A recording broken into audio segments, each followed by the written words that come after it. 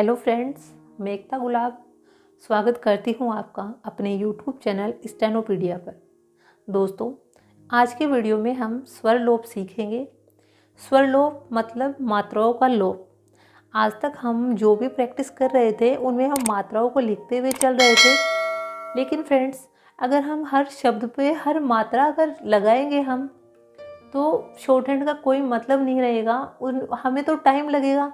हम यही देखते रहेंगे कि कौन से स्थान पे कौन सी मात्रा हम रख रहे हैं, मात्रा हल्की है कि नहीं है, डार्क है कि नहीं है, डेस वाली मात्रा लगेगी, डॉट वाली मात्रा लगेगी। हम इसी में पड़े रहेंगे और हमारी स्पीड बढ़ेगी नहीं, शॉर्ट हैंड का मतलब नहीं रह जाएगा।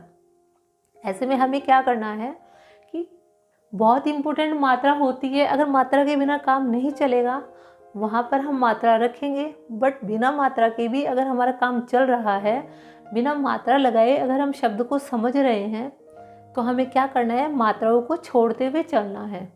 तो आज का जो वीडियो है वो इसी पे बेस्ड है कि मात्राओं के बिना हमें कैसे लिखना है। तो देखिए, सबसे पहले देख लीजिए पान। तो इसमें क्या है, न है और न का हुक होता है जिसका हम यूज करते आए हैं। अगर कोई भी हुक वाला व्यंजन है, जैसे न हुआ और तय हुआ, न और तय का हुक होता है, तो लास्ट में अगर मात्रा नहीं आती न और तय के, तब हम क्या करेंगे, न और तय के हुक का यूज करेंगे। लेकिन अगर मात्रा आती है तो हम क्या करेंगे, पूरे पूरे न और पूरे पूरे तय का यूज करेंगे। देखिए इस शब्द में क्या है, पान। तो न पर कोई मात्रा नहीं है तो हम इसको इस तरीके से लिख सकते हैं, प और न, पान लिख सकते हैं। आगे हमारे पास शब्द है पानी। अब पानी में हम क्या करेंगे, न पे हम मात्रा देने, अगर हमें न पे मात्रा देनी है तो हम कैसे लिखेंगे, प और न, इस प्रकार लिखेंगे पानी। तो यानी कि हुक वाला जो व्यंजन है उसमें यदि मात्रा आती है लास्ट में तो हमें वो पूरा पूरा व्यंजन लिखना पड़ेगा। आगे देखिए हमारे पास शब्द है मान। तो मान को आप इस तरीके से लिख सकते हैं। बट अगर आपको मानी लिखना है तो आप क्या करेंगे, आपको पूरा पूरा न लिखना होगा और उस पर मात्रा लगानी होगी, मानी। अब आगे देखिए खटक। तो खटक को आप आज तक आप कैसे लिखते आए थे, इस प्रकार से। लेकिन आगे आपके चल के ये रूल आएगा। हालांकि ये रूल अभी तक आपने पढ़ा नहीं, बट इसमें एग्जाम्पल आ गए तो मैं आपको बता रही हूँ। यदि किसी व्यंजन की जो साइज होती है, नॉर्मल जो साइज होती है, ये वाली साइज, नॉर्मल जो भी साइज होती है, उस साइज को यदि हम हाफ कर देते हैं तो हम उस व्यंजन में ऑटोमेटिकली क, ट और त जुड़ा हुआ मानते हैं। हमें यहाँ क्या लिखना है, खटक। तो देखिए आप क्या करेंगे, आपने ख लिखा और ट की साइज आधी कर दी। इस व्यंजन की जब आपने साइज आधी कर दी तो हम ये मानेंगे ऑटोमेटिक, इसमें दिखाई नहीं दे रहा, बट हम ये मानेंगे कि इस ट के अंदर क, ट और त, उन तीनों में से कोई भी एक जुड़ा हुआ है। अब वो कौन सा जुड़ा हुआ है, तीनों जुड़े हुए हैं, बट हमें वो वाला पढ़ना है जिसकी हमें ज़रूरत है। ट में ट भी जुड़ा हुआ है, ट में त भी जुड़ा हुआ है और ट में क भी जुड़ा हुआ है। हमें कौन सा पढ़ना है, क। तो हम इसको पढ़ेंगे खटक। आगे देखिए खटका। अब खटका के लिए क्या करना है, अब हम ट को आधा नहीं करेंगे। क्यों नहीं करेंगे, हमने इसकी साइज छोटी कर दी, और जब हमने किसी व्यंजन की साइज छोटी कर दी तो उसमें 3 प्लेस बनेंगे ही नहीं, तो हम मात्रा कहाँ से लिखेंगे। हमें मात्रा लिखनी है तो मात्रा के लिए हमें क्या करना पड़ेगा, पूरा व्यंजन लिखना पड़ेगा। तो देखिए ख, ट और का, खट का। आगे देखिए हमारे पास शब्द है पार। तो पार को आप कैसे लिखेंगे, प र, पार। पैरा को कैसे लिखेंगे, प और र, पैरा। पूरा को कैसे लिखेंगे, प र, प में उ की मात्रा, र में आ की मात्रा। अर्क को कैसे लिखेंगे, ए र क, अर्क। आपको, आप सोच रहे होंगे कि मैंने कहा था कि मैं आपको मात्राएं छोड़ना बताऊंगी, बट मैं आपको मात्राएं बता रही हूँ। ये कुछ एग्जाम्पल्स है, उसके बाद में हम मात्राओं को छोड़ते हुए चलेंगे। आगे शब्द है हमारे पास कूड़ा। तो हम कूड़ा को कैसे लिखेंगे, देखिए क, र को काट के हमारे पास क्या बनता है, अड़। तो हमारे पास शब्द बन गया कूड़ा। आगे शब्द है कौड़ी। तो देखिए कै, अड़े, को, अड़ी, कोड़ी। ठीक है। शब्द है हमारे पास आलम, तो इसे कैसे लिखेंगे? ल और मैं, आलम। लाख, ल और ख, लाख। ठीक है। अब देखिए, अब शुरू होता है आपका स्वर लोप का नियम। मात्राओं को आपको कैसे छोड़ना है। तो आपने शब्द चिन्ह पढ़े हैं पहले, और शब्द चिन्ह की आपने एक खास बात देखी होगी कि लाइन में 3 जगहों पे शब्द चिन्ह को लिखा जाता है। एक ही शब्द चिन्ह को जब हम 3 जगहों पे लिखते हैं तो उनका मतलब अलग अलग होता है।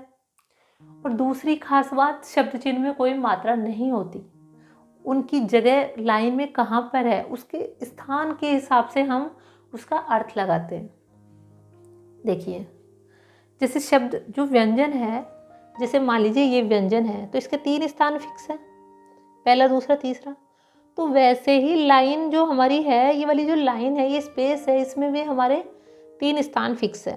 लाइन से थोड़ा सा ऊपर, लाइन को टच करके और लाइन को काट करके 3 स्थान है। यदि दाम वाला शब्द चिन्ह आपने देखा था, यदि में ठीक है मात्रा है, बट दाम को आप देख रहे हैं उसमें आ की मात्रा है। और आ की जो मात्रा होती है, मान लीजिए किसी व्यंजन में आपको आ की मात्रा लगानी होती है, तो आप कहाँ लगाते हैं? फर्स्ट प्लेस पर।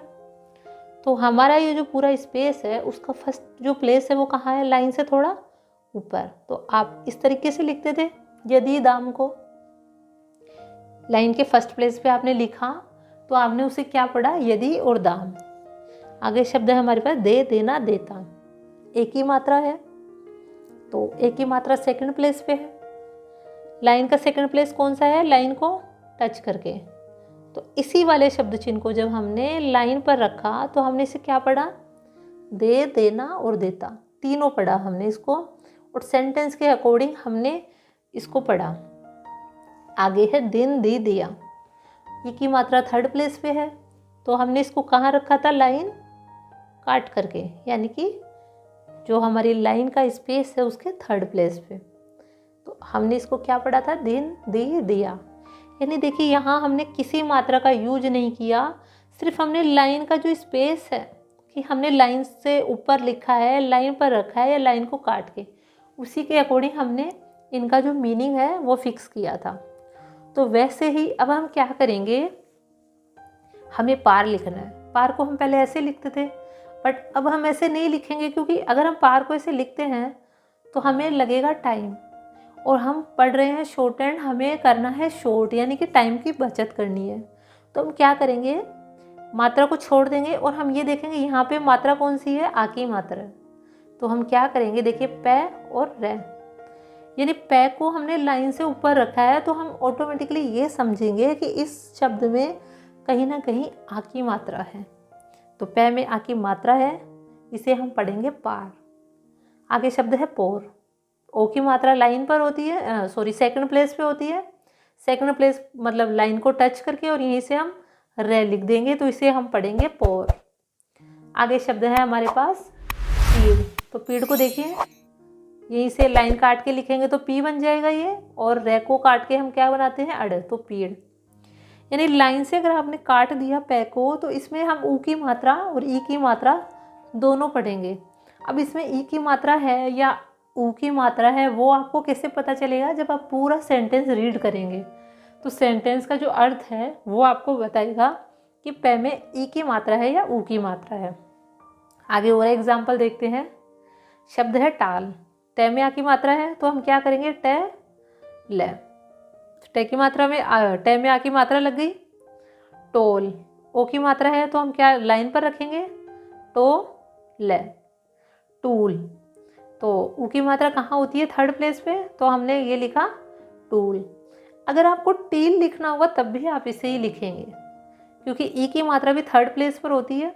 तो अगर ई की मात्रा होगी तब भी आपको लाइन काट कर ही लिखना पड़ेगा। आगे देखिए माल। तो माल को आप कैसे लिखेंगे? मैं में आ की मात्रा है, तो माँ, ले, माल। मोल। ओ की मात्रा है, सेकंड प्लेस पे लिखेंगे मोल। अब देखिए मील है हमारे पास, तो अब मील को क्या करेंगे हम? लाइन काट के तो कैसे लिखें, क्योंकि ऑलरेडी तो वक्र रेखा है, तो हम क्या करेंगे? लाइन से थोड़ा सा नीचे लिख देंगे इसको, मी, ले। अगर आपको मूल लिखना होगा तब भी यही लिखना है आपको। आगे देखिए पाल, आ की मात्रा है तो प और ले, पाल, पोलो। ओ की मात्रा तो पो लो। अब देखिए अगर आपको पोलो लिखना है तब भी आप ऐसे ही लिखेंगे, आपको पोल लिखना है तो भी आप ऐसे ही लिखेंगे। आपको ये पता चलेगा सेंटेंस से, अभी पता नहीं चल रहा क्योंकि आप एग्जाम्पल्स लिख रहे हैं, बट इन्हीं एग्जाम्पल्स को जब आप सेंटेंस में लिखोगे तब आप समझ जाओगे कि कोई व्यक्ति पोलो खेल रहा है, तो आप समझ जाओगे कि पोलो लिखा है। आगे देखिए पीला, लाइन काटेंगे और ले लिख देंगे, पीला। ठीक है, आगे शब्द है हमारे पास राठा, तो क्या करेंगे, रे को लाइन से ऊपर लिखेंगे और ठे को, ठे तो मतलब जहाँ आएगा पहला जो व्यंजन है उसका स्थान हमें फिक्स करना होता है। ठे के लिए टे को काट दिया, राठा। रीठा को आप कैसे लिखेंगे, लाइन काट कर, तो देखिए री और ठे, रीठा। अब आ गया रूठा, तो रूठा और रीठा दोनों हम सेम तरीके से लिखेंगे, कारण ई की मात्रा ऊ की मात्रा दोनों में क्या होता है, थर्ड प्लेस होता है, और थर्ड प्लेस जिस शब्द में होगा उस शब्द को हम लिखेंगे लाइन को थोड़ा काट कर। आगे देखिए कीला। अब कीला में क्या है कि ई की मात्रा तो है बट आगे ले में आ की मात्रा है, तो आपको क्या करना है, ला की मात्रा को नोटिस करते हुए लिखना है। तो आप इसको लिखेंगे, की में ई की मात्रा है तो हम क्या करेंगे, कै है, कै को आप लाइन काट के लिख नहीं सकते, लाइन पर लिखेंगे तो सेकंड प्लेस हो जाएगा। तो ऐसे में आप क्या करेंगे, लाइन से थोड़ा सा नीचे लिख देंगे, तो कील भी ऐसे ही लिखेंगे और कीला भी हम ऐसे ही लिखेंगे। आगे शब्द है काला, कै में आ की मात्रा है तो कै और ले, काला। काल को भी हम इसी तरीके से लिखेंगे। आगे शब्द है हमारे पास बाला, तो देखिए बै और यहीं से हम बना देंगे ले, बाला। बोलो, बोलो को कैसे लिखेंगे, सेकंड प्लेस पर, इसको बोल भी पढ़ सकते हैं हम और इसको बोलो भी पढ़ सकते हैं। आगे हमारे पास शब्द है चेला, तो चेला में एक ही मात्रा है, चेला, चेला। चील, ये की मात्रा है, लाइन काटेंगे, चील। अब आगे देखिए मामा, तो मामा को आप कैसे लिखेंगे, मैं और मैं, मामा। मैम, एक ही मात्रा है, मैम। काकी और काका। अब देखिए कन्फ्यूजन इसमें यहाँ होगा आपको, इसमें भी आ की मात्रा है, इसमें भी आ की मात्रा है। अब ऐसे में आपको मात्रा लगाना बहुत नेसेसरी हो जाता है, और जहाँ मात्रा के बिना काम नहीं चल सकता वहाँ आपको मात्रा लगानी पड़ेगी। जहाँ मात्राओं के बिना काम चल सकता है वहाँ आपको मात्रा बिल्कुल नहीं लगानी। बट देखिए कै और कै, कै और कै, अब आपको पता कैसे चलेगा कि काका इसमें से कौन सा और काकी इसमें से कौन सी है। ऐसे में आपको क्या करना है, काकी में आपको ई की मात्रा रख देनी है। तो अब हमने फिक्स कर लिया काकी और काका, तो इस प्रकार से हम इसको लिखेंगे। आगे देखिए बातचीत। अब देखिए दोस्तों बातचीत में क्या है कि शब्द चिन्ह है ये इसको ऐसे मानिए, आपको क्या करना है कि जो पहले वाला जो शब्द है उसका स्थान फिक्स करना है। तो बात का जो शब्द चिन्ह है वो ऐसे आता है। अब आपको यहीं से क्या करना है, शीत, यानी कि जब जो दो शब्द चिन्ह आते हैं किसी शब्द में, बहुत दिन, अब इसमें क्या करना है, दिन का भी हमारे पास शब्द चिन्ह है, दिन को हम कैसे लिखते हैं, लाइन काट कर। बहुत का भी हमारे पास शब्द चिन्ह है, बहुत। हमें क्या करना है, पहला जो शब्द चिन्ह है उसका स्थान फिक्स करना है, तो बहुत, और यहीं से हम लिखेंगे दिन, बहुत दिन। तो इस प्रकार से हम जो शब्द चिन्ह वाले शब्द हैं जिनमें एक से ज़्यादा शब्द चिन्हों का यूज किया हुआ है, उसमें पहला जो शब्द चिन्ह है उसका स्थान हमें सही लिखना है, आगे का स्थान है वो उस शब्द चिन्ह के अकॉर्डिंग चला जाएगा।